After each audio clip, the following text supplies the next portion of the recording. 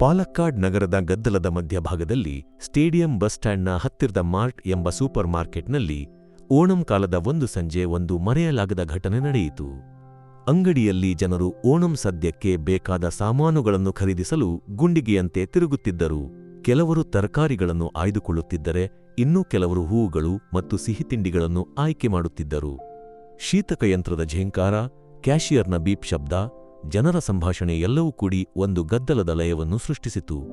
ಈ ಗದ್ದಲದ ಮಧ್ಯೆ ಲಕ್ಷ್ಮೀ ಎಂಬ 60ರ ದಶಕದ ಕೊನೆಯಲ್ಲಿರುವ ಗೃಹಿಣಿ ಹಣ್ಣಿನ ಶೆಲ್ಫ್ನ ಬಳಿ ನಿಂತಿದ್ದಾಳೆ.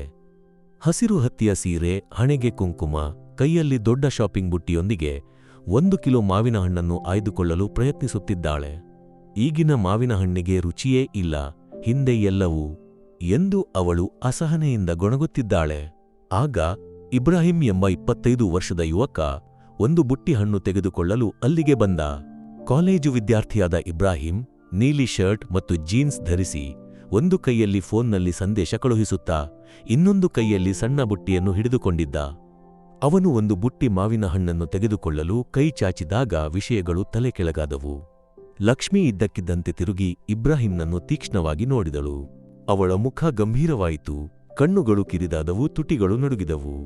ಸುತ್ತಲಿನವರು ಕೇಳುವಂತೆ ಜೋರಾಗಿ ಅವಳು ಹೇಳಿದಳು, ನಿಮ್ಮ ಜನರಿಗೆ ಇಲ್ಲಿ ಏನು ಕೆಲಸ? ಇಲ್ಲಿ ಜಾಗವಿಲ್ಲ. ಇಬ್ರಾಹಿಂ ಒಂದು ಕ್ಷಣ ಸ್ತಂಭಿತನಾದ. ಅವನ ಕೈ ಫೋನ್ನ ಮೇಲೆ ಸ್ಥಗಿತಗೊಂಡಿತು, ಮುಖವು ಪ್ರಶ್ನೆಯ ಗುರುತಿನಂತಿತ್ತು. ಲಕ್ಷ್ಮಿ ಮುಂದುವರೆದಳು, ಧ್ವನಿ ಇನ್ನಷ್ಟು ಕಠಿಣವಾಯಿತು. ನೀನು ಪಾಕಿಸ್ತಾನಕ್ಕೆ ಹೋಗಬಾರದೆ? ಅಲ್ಲಿ ನಿನ್ನ ಸ್ಥಾನವಿಲ್ಲವೇ? ಅಂಗಡಿಯ ಶಬ್ದಗಳು ಒಂದು ಕ್ಷಣ ಸ್ತಬ್ಧವಾದವು. ಜನರು ತಮ್ಮ ಟ್ರಾಲಿಗಳನ್ನು ನಿಲ್ಲಿಸಿದರು. ಕೆಲವರು ಆಘಾತದಿಂದ ನೋಡಿದರೆ ಇನ್ನು ಕೆಲವರು ಮುಜುಗರದಿಂದ ಮುಖ ತಿರುಗಿಸಿದರು. ಒಬ್ಬ ಯುವತಿ ಮಗುವನ್ನು ಎತ್ತಿಕೊಂಡು ತ್ವರಿತವಾಗಿ ದೂರವಾಡಿತು. ಕ್ಯಾಷಿಯರ್ನಲ್ಲಿದ್ದ ಶೀನಾ ಎಂಬ ಯುವತಿ ತಲೆ ಎತ್ತಿ ಏನಾಗುತ್ತಿದೆ ಎಂದು ಗಮನಿಸಿದಳು. ತರಕಾರಿ ಶೆಲ್ಫ್ನ ಬಳಿ ನಿಂತಿದ್ದ ಮಧ್ಯವಯಸ್ಕ ವ್ಯಕ್ತಿಯೊಬ್ಬ ಇಬ್ರಾಹಿಂನನ್ನು ಕುತೂಹಲದಿಂದ ನೋಡಿದ. ಅವನು ಏನು ಮಾಡುತ್ತಾನೆ ಎಂದು ಕಾಯುತ್ತಿದ್ದ. ವಾತಾವರಣ ಭಾರವಾಯಿತು. ಎಲ್ಲರೂ ಉಸಿರು ಬಿಗಿ ಹಿಡಿದಂತೆ ಕಾಣುತ್ತಿತ್ತು. ಇಬ್ರಾಹಿಂನ ಮುಖದಲ್ಲಿ ಮೊದಲು ಆಘಾತ ಕಾಣಿಸಿತು. ಕಣ್ಣುಗಳು ಕಿರಿದಾದವು. ಒಂದು ಕ್ಷಣ ಏನೋ ಹೇಳಲು ತೊಡಗಿದನಾದರೂ ತಡೆದುಕೊಂಡ. ಒಂದು ಆಳವಾದ ಉಸಿರನ್ನು ತೆಗೆದುಕೊಂಡು ಅವನ ಮುಖ ಶಾಂತವಾಯಿತು. ಲಕ್ಷ್ಮಿ ಮಾವಿನ ಹಣ್ಣಿನ ಕವರನ್ನು ಗಟ್ಟಿಯಾಗಿ ಹಿಡಿದು ಹಿಂದೆ ಸರಿಯುವ ಲಕ್ಷಣವಿಲ್ಲದೆ ನಿಂತಿದ್ದಳು. ಅವಳ ಮುಖದಲ್ಲಿ ಸವಾಲಿನ ಭಾವನೆ ಕಾಣುತ್ತಿತ್ತು. ಇಬ್ರಾಹಿಂ ಒಂದು ಕ್ಷಣ ನಿಂತು ಬುಟ್ಟಿಯ ಹಿಡಿಕೆಯನ್ನು ಗಟ್ಟಿಯಾಗಿ ಹಿಡಿದ. ಸುತ್ತಲಿನವರ ದೃಷ್ಟಿಗಳು ತನ್ನನ್ನು ಚುಚ್ಚುತ್ತಿರುವಂತೆ ಭಾಸವಾಯಿತು. ಲಕ್ಷ್ಮಿಯ ಮಾತುಗಳು ಗಾಳಿಯಲ್ಲಿ ಅಂಟಿಕೊಂಡಂತೆ ದುರ್ವಾಸನೆಯಂತೆ ತಂಗಿತ್ತು. ಅವನು ಶಾಂತವಾಗಿ ಅವಳನ್ನು ನೋಡಿದ. ಕಣ್ಣುಗಳಲ್ಲಿ ಆಲೋಚನೆಯ ಆಳವಿತ್ತು. ಅವನಿಗೆ ಕೋಪಗೊಳ್ಳಬಹುದಿತ್ತು, ಅಂಗಡಿಯಿಂದ ಹೊರನಡೆಯಬಹುದಿತ್ತು, ಆದರೆ ಏನನ್ನೂ ಮಾಡಲಿಲ್ಲ. ಒಂದು ದೀರ್ಘ ಉಸಿರಾಟದ ನಂತರ ಬುಟ್ಟಿಯನ್ನು ಇನ್ನೊಂದು ಕೈಗೆ ಮಾರ್ಪಾಡು ಮಾಡಿ ನಿಂತಿರುವ ಭಂಗಿಯಲ್ಲಿ ಒಂದು ಶಕ್ತಿಯನ್ನು ತೋರಿಸುವಂತೆ ನೆಟ್ಟಗೆ ನಿಂತ. ಶಾಂತವಾಗಿ ಆದರೆ ದೃಢವಾದ ಧ್ವನಿಯಲ್ಲಿ ಅವನು ಹೇಳಿದ, ಅಮ್ಮ, ನಿಮ್ಮ ಮಾತುಗಳ ಅರ್ಥ ನಿಮಗೆ ಗೊತ್ತಾಯಿತೆ. ಆ ಧ್ವನಿಯಲ್ಲಿ ಆರೋಪವಿರಲಿಲ್ಲ, ಬದಲಿಗೆ ಒಂದು ಪ್ರಶ್ನೆಯಂತೆ, ಅವಳಿಗೆ ಯೋಚಿಸಲು ಅವಕಾಶ ನೀಡುವಂತಿತ್ತು. ಆದರೆ ಲಕ್ಷ್ಮಿ ಹಿಂದೆ ಸರಿಯಲಿಲ್ಲ. ಇನ್ನಷ್ಟು ಕಠಿಣವಾಗಿ ಅವಳು ಹೇಳಿದಳು, ನಾನು ಹೇಳಿದ್ದು ಸರಿ. ಇದು ನನ್ನ ಊರು, ನಿಮ್ಮ ಜನ ಇಲ್ಲಿ ಬೇಡ. ಅಂಗಡಿಯಲ್ಲಿ ಒಂದು ಆಘಾತದ ಗೊಂಗಿನಂತೆ ಬ್ರೆಡ್ ಶೆಲ್ಫ್ನ ಬಳಿ ನಿಂತಿದ್ದ ಯುವತಿಯೊಬ್ಬಳು ಜೋರಾಗಿ ಉಸಿರಾಡಿದಳು. ಕೆಲವರು ಗೊಣಗಿದರು, ಆದರೆ ಇಬ್ರಾಹಿಂ ಶಾಂತವಾಗಿಯೇ ಉಳಿದ. ಅವನು ಒಂದು ಕ್ಷಣವೂ ಚಲಿಸದೆ ನಿಂತ. ಎಲ್ಲರ ಗಮನವು ತನ್ನ ಮೇಲಿದೆ ಎಂದು ಅರಿತ. ನಂತರ ಬುಟ್ಟಿಯನ್ನು ಕೆಳಗಿಟ್ಟು ಶಾಂತವಾಗಿ ಆದರೆ ದೃಢವಾದ ಧ್ವನಿಯಲ್ಲಿ ಹೇಳಿದ, ನೀವು ಹೇಳಿದಿರಿ ನಾನು ಇಲ್ಲಿ ಬೇಡ ಎಂದು. ಹಾಗಾದರೆ ನನ್ನ ಕುಟುಂಬದ ಕಥೆಯನ್ನು ಒಮ್ಮೆ ಹೇಳುತ್ತೇನೆ. ಎಲ್ಲರೂ ಉಸಿರು ಬಿಗಿ ಹಿಡಿದರು. ಇಬ್ರಾಹಿಂ ಮುಂದುವರೆದ, ನನ್ನ ತಾತ ಹಸನ್ ಈ ಪಾಲಕ್ಕಾಡ್ನಲ್ಲೇ ಜನಿಸಿದವರು. ಅವರು ಒಬ್ಬ ರೈತರಾಗಿದ್ದರು. ಈ ಮಣ್ಣಿನಲ್ಲಿ ಕಷ್ಟಪಟ್ಟು ಶ್ರಮಿಸಿ ನಮ್ಮನ್ನು ಸಾಕಿದರು. ನನ್ನ ತಂದೆ ರಶೀದ್ ಒಬ್ಬ ಆಟೋ ಚಾಲಕ. ಈ ನಗರದ ಬೀದಿಗಳಲ್ಲಿ ನಿಮ್ಮಂತಹವರಿಗಾಗಿ ಹಗಲಿರುಳು ಓಡಾಡುತ್ತಾರೆ. ನನ್ನ ತಾಯಿ ಒಬ್ಬ ಶಿಕ್ಷಕಿ, ಈ ಊರಿನ ಮಕ್ಕಳಿಗೆ ಜಾತಿ ಮತ ಎನ್ನದೆ ಕಲಿಸುತ್ತಾರೆ. ಅವನ ಧ್ವನಿ ಶಾಂತವಾಗಿತ್ತು, ಆದರೆ ಪ್ರತಿ ಮಾತು ಶಕ್ತಿಯಿಂದ ಕೂಡಿತ್ತು. ಲಕ್ಷ್ಮಿಯ ಮುಖ ಬದಲಾಯಿತು, ತುಟಿಗಳು ನಡುಗಿದವು, ಆದರೆ ಅವಳು ಮಾತನಾಡಲಿಲ್ಲ. ಇಬ್ರಾಹಿಂ ಮುಂದುವರೆದ, ನೀವು ಹೇಳುತ್ತೀರಿ ನಾನು ಪಾಕಿಸ್ತಾನಕ್ಕೆ ಹೋಗಬೇಕೆಂದು. ಆದರೆ ನನ್ನ ಕುಟುಂಬ ಈ ಮಣ್ಣಿಗಾಗಿ ದುಡಿದಿದೆ. ಅವರು ಈ ಊರಿನ ಭಾಗವಾಗಿದ್ದಾರೆ, ನಿಮ್ಮ ಕುಟುಂಬದಂತೆಯೇ. ನಾನು ಇಲ್ಲೇ ಜನಿಸಿದೆ, ಇಲ್ಲೇ ಬೆಳೆದೆ, ಈ ಮಣ್ಣೆ ನನ್ನ ಮನೆ. ಅಂಗಡಿಯಲ್ಲಿ ಒಂದು ಆಳವಾದ ಮೌನ. ರಾಜನ್ ಎಂಬ ಮೀನು ಮಾರಾಟಗಾರನಾದ ಮಧ್ಯವಯಸ್ಕ ವ್ಯಕ್ತಿಯೊಬ್ಬ ಮುಂದೆ ಬಂದು ಅವನ ಮಾತು ಸರಿ. ನಾವೆಲ್ಲರೂ ಒಂದೇ ಎಂದ.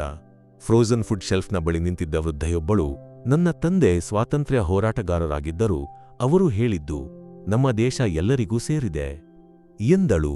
ಕ್ಯಾಷಿಯರ್ನಲ್ಲಿದ್ದ ಶೀನಾ ಜೋರಾಗಿ ಹೇಳಿದಳು, ಇಷ್ಟು ಶಾಂತವಾಗಿ ಹೀಗೆ ಉತ್ತರಿಸಲು ಎಂತಹ ಧೈರ್ಯ! ನಿನಗೆ ನಿನ್ನಿಂದ ಧನ್ಯವಾದ. ಲಕ್ಷ್ಮಿ ಈಗ ಒಂಟಿಯಾದಂತೆ ಮಾವಿನ ಹಣ್ಣಿನ ಕವರನ್ನು ಗಟ್ಟಿಯಾಗಿ ಹಿಡಿದಿದ್ದಳು. ಅವಳ ಮುಖದಲ್ಲಿ ಮುಜುಗರದ ಛಾಯೆ. ಅವಳು ಏನೋ ಹೇಳಲು ತೊಡಗಿದಳು. ನಾನು ಉದ್ದೇಶಿಸಿದ್ದು, ಆದರೆ ಮಾತುಗಳು ಬರಲಿಲ್ಲ. ಇಬ್ರಾಹಿಂ ಶಾಂತವಾಗಿ ಆದರೆ ಕರುಣೆಯಿಂದ ಹೇಳಿದ, ಅಮ್ಮ, ಉದ್ದೇಶ ಮುಖ್ಯವಲ್ಲ, ಮಾತುಗಳು ಹೇಗೆ ತಿಳಿಯಿತು ಎಂಬುದು ಮುಖ್ಯ. ಮಾತುಗಳಿಗೆ ಶಕ್ತಿಯಿದೆ, ಅವುಗಳನ್ನು ಚೆನ್ನಾಗಿ ಬಳಸಬೇಕು. ಮಾಂಸದ ಶೆಲ್ಫ್ನಿಂದ ಒಬ್ಬ ವ್ಯಕ್ತಿ ಚಪ್ಪಾಳೆ ತಟ್ಟಿದ. ನಂತರ ಇನ್ನೂ ಹಲವರು ಅದನ್ನೇ ಮಾಡಿದರು. ಅದು ಒಂದು ಚಪ್ಪಾಳೆಯ ಗುಂಗಾಯಿತು. ಅವರು ಇಬ್ರಾಹಿಂನ ಮಾತುಗಳಿಗಲ್ಲ, ಅವನ ಧೈರ್ಯ ಮತ್ತು ಶಾಂತತೆಗೆ ಚಪ್ಪಾಳೆ ತಟ್ಟಿದರು. ಲಕ್ಷ್ಮಿ ಒಂದು ಕ್ಷಣ ಸುತ್ತಲೂ ನೋಡಿ ಮುಖ ಬಿಳಿಚಿಕೊಂಡು ಟ್ರಾಲಿಯನ್ನು ತಳ್ಳಿಕೊಂಡು ಮೆಲ್ಲನೆ ಹೊರನಡೆದಳು. ಕೆಲವರು ಇಬ್ರಾಹಿಂನನ್ನು ಅಭಿನಂದಿಸಲು ಹತ್ತಿರ ಬಂದರು. ಒಬ್ಬ ಮಹಿಳೆ ಅವನ ಭುಜದ ಮೇಲೆ ಕೈಯಿಟ್ಟು, ನಿನ್ನಿಂದಾದ ಮಾತುಗಳು ನಮ್ಮನ್ನು ಯೋಚಿಸುವಂತೆ ಮಾಡಿದವು, ಧನ್ಯವಾದ ಎಂದಳು. ಇಬ್ರಾಹಿಂ ಸಣ್ಣಗೆ ನಕ್ಕು, ಇದರಲ್ಲಿ ಗೆಲುವು ಸೋಲಿಲ್ಲ, ಸತ್ಯವನ್ನು ಹೇಳಬೇಕು ಅಷ್ಟೇ. ಜನರು ಮೆಲ್ಲನೆ ಚದರಿದರು. ಅಂಗಡಿಯಲ್ಲಿ ಒಂದು ಶಾಂತತೆ ತುಂಬಿತು. ಇಬ್ರಾಹಿಂ ತನ್ನ ಶಾಪಿಂಗ್ ಮುಂದುವರೆಸಿದ, ಆದರೆ ಅವನ ಮನಸ್ಸಿನಲ್ಲಿ ಆ ಕ್ಷಣ ಒಂದು ಆಲೋಚನೆಯಾಗಿ ಉಳಿಯಿತು. ಕ್ಯಾಷಿಯರ್ಗೆ ತಲುಪಿದಾಗ ಶೀನಾ ನಗುತ್ತಾ ಹೇಳಿದಳು, ನಿನ್ನಿಂದಾದ ಮಾತುಗಳು ಎಲ್ಲರನ್ನೂ ಮುಟ್ಟಿತು. ಇಂತಹ ಧೈರ್ಯ ಅಪರೂಪ.